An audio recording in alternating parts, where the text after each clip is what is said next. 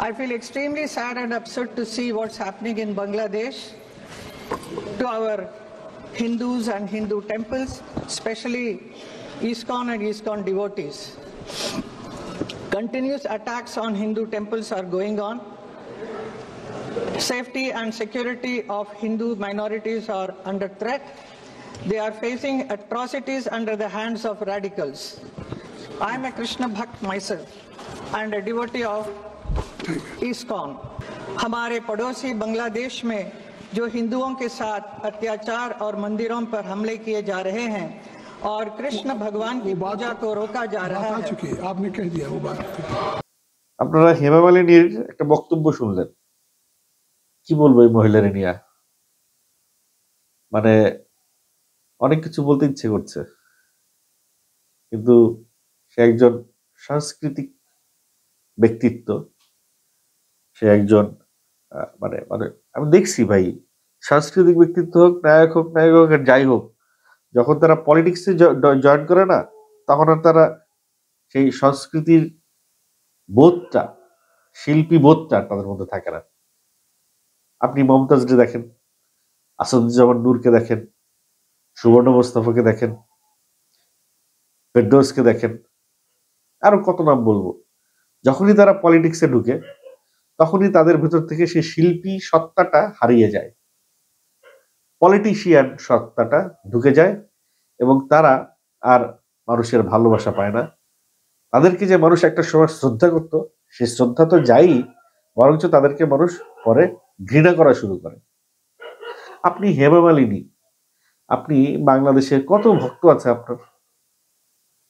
আজকে আপনি আপনাদের পার্লামেন্টে বসে, সে হেমা মালিনী কিন্তু এখন একজন পার্লামেন্ট সদস্য, সে পার্লামেন্টে দাঁড়িয়ে বাংলাদেশে হিন্দুদের উপরে নাকি নির্যাতন হচ্ছে সেটা নিয়ে সে খুব দুশ্চিন্তা আছে, এই বিষয়টা সে তার স্পিকারকে জানাচ্ছে।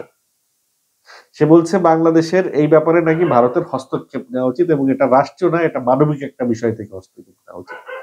কি বলবো, মানে কি বলবো এইসব মহিলাদেরকে কি বলা উচিত? মহিলা মানুষ ভাই, ওই যে একটা বাংলায় একটা ডায়লগ ভাইরাল হয়েছে, ভাই বেডি মানুষ বাদ দেন, কিন্তু এইসব বেডি মানুষ ভয়ঙ্কর, এরাই ভয়ঙ্কর। আছে না যে ওকে, এই কথাটা যদি একটা ছেলে বলতো, একটা মেল মেম্বার বলতো, উড়াই দিত হয়তো। একজন ফিমেল মেম্বার বলছে, ভাই মোদি একজনকে কিন্তু বগলের তলে নিয়ে রাখছে, আবার হেমা মালিনীও কথা বলা শুরু হয়েছে, তার মানে তার আর এক বগলের তলে এখন হেমা মালিনীও ঢুকবে, মানে মোদির সান্নিধ্য পাওয়ার জন্য, মোদির আরো ক্লোজ হওয়ার জন্য হেমা মালিনীর এই পলিটিক্যাল তার স্টেপস। তাই রাজনীতিতে বন্ধু বলে কিছু নেই, শত্রু বলেও কিছু নেই। হেমা মালিনী আজকে বাংলাদেশে একটা গুজবকে সত্য বলে প্রতিষ্ঠা করার জন্য, বা মোদী সরকারের যে চেষ্টাটা করছে সেই চেষ্টাটাকে সার্থক করার জন্য নিজের যে বক্তব্যটা আজকে দিল পার্লামেন্টে ভারতের, এটা খুবই নিন্দনীয়। একজন শিল্পী হয়ে এইভাবে একটা গুজবকে সত্য প্রমাণের যে পায়তারা সে করেছে পার্লামেন্টে দাঁড়িয়ে, এবং স্পিকার বারবার তাকে বলছিল যে আপনার 1 মিনিট সময় দেওয়া আছে, 1 মিনিটের মধ্যে আপনি শেষ করেন, কিন্তু এখন নির্লজ্জের মতো 1 মিনিটের বেশি সময় নিয়ে 2 থেকে 2.5 মিনিট যাবত সে তার স্ক্রিপ্ট, রিটেন স্ক্রিপ্ট পড়ে শেষ করছে। মানে তাকে কেউ লিখে পাঠাইছে যে ভাই এটা পড়ে শোনাতে হবে, এবং হেমা মালিনীর মুখ দিয়ে পড়ে শোনানো হয়েছে, যাতে করে এটা আরো বেশি ভাইরাল হয়, যাতে এই বিষয়টা আরো বেশি মানুষের কাছে যায়, এই বিষয়টার সাথে যাতে আরো ওয়ার্ল্ডের বেশি মানুষ কানেক্টেড হয়। কারণ হেমা মালিনী ড্রিম গার্ল খ্যাত, ভারতের বলিউডের ড্রিম গার্ল খ্যাত নায়িকা হেমা মালিনী মুখ দিয়ে এই কথাগুলো বেরোইছে। সে ইসকন নিয়ে কথা বলছে, সে চিন্ময়কে অ্যারেস্ট করছে সেটা নিয়ে কথা বলছে, সে চিন্ময়ের 2জন অ্যাসিস্ট্যান্ট গেছে তাকে নাকি ওষুধ দিতে, তাকে ওদেরকেও অ্যারেস্ট করে নির্যাতন করা হচ্ছে, এই কথা বলছে। এবং সে বলছে বাংলাদেশের হিন্দুদের উপরে নাকি নির্যাতন চলছে। কই পাইলেন আপনারা এই তথ্য? I am asking to Hema Malini যে আপনি এই তথ্য পাইলেন কই? গুজব মিডিয়া? নিশ্চয়ই গুজব মিডিয়া থেকে। ইন্ডিয়ায় এক আর বাংলাদেশের এক মহিলা ইন্ডিয়া গেছে বেড়াইতে, তারে ঢুকতে পারে নাই সীমান্তে, তাকে দইরা জোর কইরা সে মানে বলাইছে ক্যামেরার সামনে যে তার বাড়িতে নাকি নির্যাতন হচ্ছে, সে নাকি নির্যাতনের শিকার। পরবর্তীতে সে তার ছেলেকে ভিডিও কলে বলছে যে এগুলা নাকি ওই ভারতীয় মিডিয়ারা তাকে জোর করে বলাইছে, এবং সে এমন একটা সিচুয়েশনে তাকে বলাইছে, সে নার্ভাস হয়ে গেছিল। তারা তাকে যা বলতে বলছে তারা তাই বলছে। কার এজেন্ডা আপনারা ফুলফিল করছেন? কার ইশারায় আপনারা নাচতেছেন? আজকে হেমা মালিনীর মতো একজন নায়িকা, সেও ক্ষমতার লোভে, একটা ভালো পোস্ট পাওয়ার লোভে, ভালো একটা দায়িত্ব পাওয়ার লোভে, হয়তো কোনো একটা মন্ত্রিত্ব পাওয়ার লোভে সে তার সত্তাটাকে আরো নিচে নামিয়ে নিল। হেমা মালিনী ডাজেন্ট কেয়ার যে তার ভক্ত কমে গেল না বাড়লো। She only cares about a promotion, political promotion. সেই বক্তব্যটা দিছে, মোদির সান্নিধ্য পাবে, মোদির কাছাকাছি যাবে, মোদি তাকে একটা ভালো জায়গায় তাকে একটা মন্ত্রিত্ব দিবে অথবা কোনো একটা দায়িত্ব তাকে দিবে। এই তো, এর চেয়ে বেশি কিছু না তো। আপনি একজন পার্লামেন্ট মেম্বার, ওই যে কিছু মিডিয়া আছে যারা আজগুবি খবর প্রকাশ করে, তারা ভিউর জন্য করে, টাকার জন্য করে, করলো। তো আপনি তো একজন পার্লামেন্ট মেম্বার, আপনার একটা দায়িত্ববোধ আছে। আপনি কোন দায়িত্ব বোধ থেকে আপনি এই কথাগুলো উইদাউট জাজমেন্ট, বিচার না করে, যাচাই না করে, যেসব সংবাদ মাধ্যম মানে ট্রল করছে, ভুয়া নিউজ ছাপাই দিচ্ছে একটা সাম্প্রদায়িক দাঙ্গা সৃষ্টি করার জন্য, তাদের কথার উপরে বেস করে একজন এমপি হওয়া সত্ত্বেও আপনি কিভাবে এই ধরনের কথাবার্তা বলেন? মানে আই ডোন্ট নো, যে মানুষ, একটা বিষয় আছে যে সুন্দরী মেয়েদের মাথায় ঘিলু থাকে না, এরকম একটা প্রবাদ আছে বাংলায়। আর সুন্দরী মেয়েরা যখন বয়স্ক হয়ে যায় তখন আমার মনে হয় তার মাথাই থাকে না। মাথা বলে যে কিছু একটা জিনিস আছে, আই ডোন্ট থিঙ্ক যে দে রিয়ালাইজ।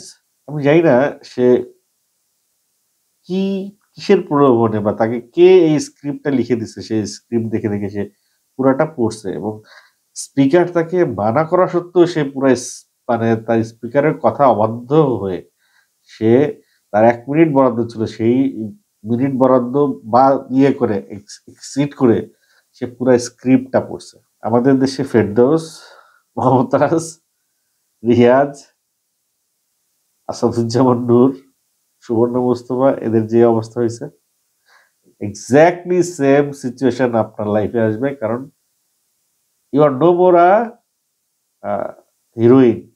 আপনি আর হিরোইন হিসেবে মানুষের মনে আপনার কোনো জায়গা নেই। পলিটিশিয়ান হিসেবে আপনাকে দু একজন এখন চেনে, সেই জায়গাতেও আপনি আপনার আস্থা হারাচ্ছেন।